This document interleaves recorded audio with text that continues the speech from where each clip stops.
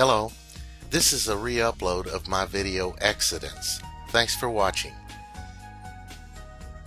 I live in the state of Kentucky. Because of my native heritage, I have looked into the Native American nations around this area of the North American continent. What makes Kentucky so unique in this matter is that no nation made the geographical area of Kentucky their homeland. Several tribes migrated through Kentucky, going both north and south over the centuries, but by mutual agreement between the surrounding nation, Kentucky was reserved as a hunting ground. Each summer, hunting parties from 13 different tribes ventured into Kentucky to hunt and trap. Kentucky became known as the Dark and Bloody Ground. On occasions, these hunting parties ran into each other.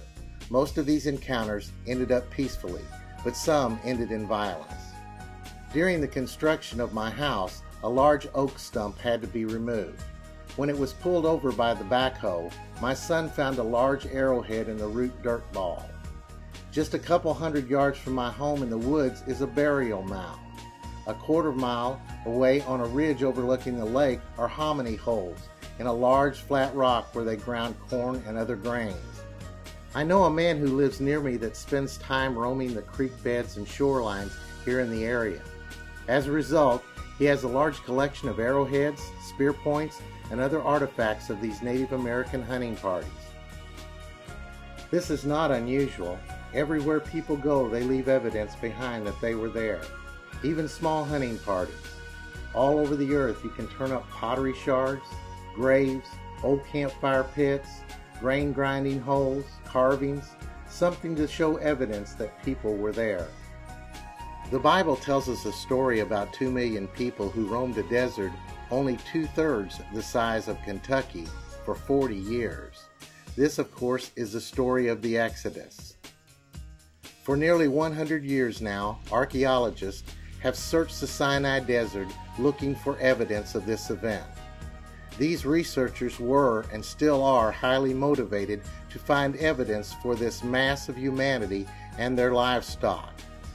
Several Christian and Jewish teams have dug and searched for decades now. They want the Bible story to be confirmed, but to their dismay, they have not found a single arrowhead, spear point, pottery shard, fire pit, grave, or a single bone. With the life expectancy being only 30 years at that time in history, and life expectancy in the desert being even less, finding one grave out of 1 million plus should be as easy as finding a cow patty in a barnyard. In fact, there should be trainloads of evidence in the Sinai for this reported event from the Bible. To date, there is nothing. Archaeological evidence also shows that there was no influx of a large population into Canaan at the time frame claimed, or before, or after for that matter. Should a rational person continue to believe this story when those who would benefit the most for proving it can't find a scrap of evidence for it? What do you think?